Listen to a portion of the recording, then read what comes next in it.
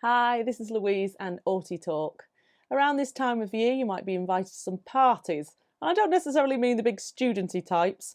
I mean going round to friends and family's houses, inviting people to your house. It is the season where we end up going along to parties and possibly regretting it because we've all been to a few probably quite rubbish parties in our time. Maybe you think parties are not for you. So this is your guide to party survival, whether you're on the autistic spectrum or not, that we could all do with a bit of education on the world of parties. So a party is quite a nice thing to go along to, but it can have a bit of an issue around it. I say to my husband, "Oh, we've got to go to the party because we've been invited." And my husband says, "No, why do we? Let's not go." And I said, "No, we have to go or they won't invite us anymore." And then he says, "Well, so?" And then I go, "Oh yeah, no, I don't actually like going to parties." And they can be quite problematic, can parties. I saw a meme on the internet that said, "I'd like to be invited, I just don't want to go." It'd be very horrible to think that you wouldn't be invited to any parties with friends and family. And it's nice to be invited, but sometimes they can put you off. They can be noisy, they can be full of people that you don't know, they can be awkward. And everyone's been in that situation where you've had to keep the party going or keep a party atmosphere. They can be a bit of an issue. So I would like to go to parties, but there's a part of me that doesn't want to go because I find it quite problematic. And what are the reasons for that? It doesn't have to be just that you're on the autistic spectrum. It could be that you're introverted or that you have some social anxiety. So let's look at some of the issues. Introversion. People who prefer to be at home, to be reading a good book, to be on their own more than they do being in a big party with lots of other people. Extroversion, the opposite, wanting to be around people. And then social anxiety, being frightened of being out in public or just getting very worked up about it. So I just want to talk a bit about introversion. People who are on the autistic spectrum might say, "Well, I'm introverted, I don't want to go to parties because they're challenging and I like to sit in and read a good book." Well, I find it a bit of an issue about introversion and extroversion because I find that people so almost use them as an excuse. They say, "Oh, I'm introverted, they're extroverted, they're into that sort of thing, I'm not." I just think that we have a little bit of introversion and a little bit of extroversion. No one is purely one or another, depends on the context. You could be the most introverted person in the world, but when you're with a 5-year-old, they might see you as extroverted in comparison. And then you might see your boss and be out with his friends, his or her friends, and be very extroverted, but with them you might appear introverted because you're more nervous around them. So I think we have moments where we're introverted and moments where we're extroverted. And I think many people who are on the autistic spectrum can think that they're introverted. I think I'm, if anything, extroverted. I like being around people, I like being social, but I find parties really, really challenging and I have problems. And I think many people, whether they're on the autistic spectrum or not, have a few problems around parties, either because they become anxious in social situations or they're more of a quiet person and they prefer to be on their own more than with other people. But I think it's important that we find some strategies so we can go to parties and enjoy them. So here are some ways that we can do that. What are the issues around autism, first of all? We have social and communication difficulties, which means that parties are very challenging because they're very social and they involve a lot of communication. You're meeting lots of people, you're chatting to them, you might have to make jokes, you might have to understand jokes and sarcasm, and the conversation is very much on the surface. "Oh, hello, what do you do?" That sort of thing, rather than talking about more in-depth things that you might be more interested in. Then we have the sensory challenges of parties. They can be loud and bright and there's a lot going on, a lot of movement. There's certainly very loud places to be, and that can be challenging to actually sit and talk to someone where there's lots of chitter-chattering going on throughout the house or there's music on in the background. And then they're highly demanding environments. They're constantly changing and chaotic. That's the great thing about weddings. They're very formal occasions and you know exactly where you stand with a wedding. Oh, it's a ceremony. That's what's happening now. And then the meal.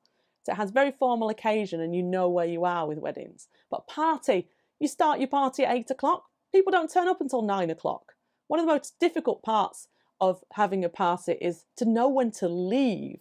They don't have an end time quite often, unless it's obvious you're getting thrown out of the venue.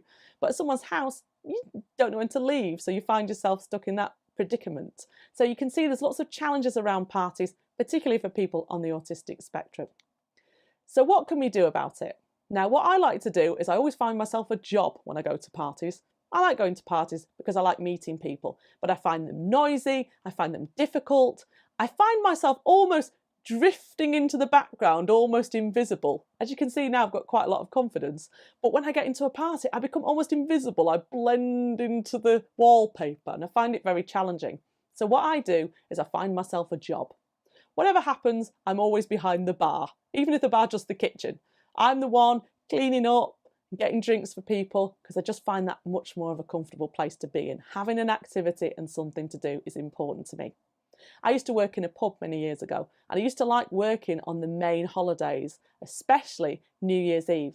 I found New Year's difficult to be in the pub with everyone else. You have loads of space behind the bar and you have lots of fun and people talk to you, and if things get too much, you can just walk off and end up stocking something or do your job, and it gives you a distraction from having to socialise. So, how can I help you with a few tips to survive the party season?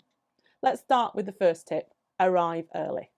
If you arrive later to a party, this is the same with weddings if you go to the evening do, you don't know who anyone is, you don't know what is happening, so it's much better to arrive earlier.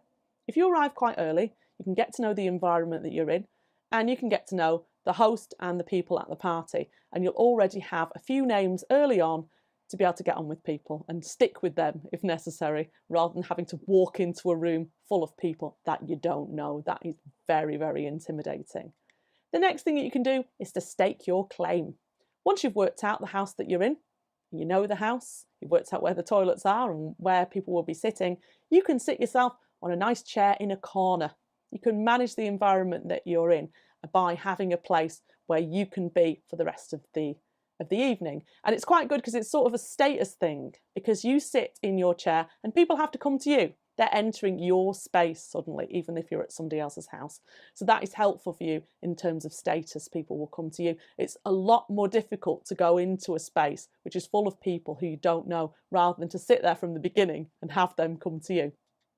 The next thing you can do is to manage your environment. You might not want to tell people that you're on the autistic spectrum. They might not know. You can't go around shouting it at every moment, or maybe you can. It's up to you, really. But you can manage your environment by maybe asking the host if you can turn a lamp off or turn the music down, or be in a part of the room where the speakers aren't. You might want to be furthest away from the speakers, and it means that you can manage your environment both from a sensory point of view and from a social point of view too. You can also make sure that you have some activities. Parties I find a lot easier if there's some activities. So you might want to be the person who thinks of having a game. And people love games at whatever party you're at. One game you can do is to get a cornflake box and you rip it down piece by piece and try and pick it up with your mouth until it gets smaller and smaller and smaller. Everybody loves that game. You might think, oh, I don't feel very confident, Louise, bringing a game forward. But once you get into the game, you won't have to worry about socialising and coming up with chit-chat and things like that. You'll have something to do.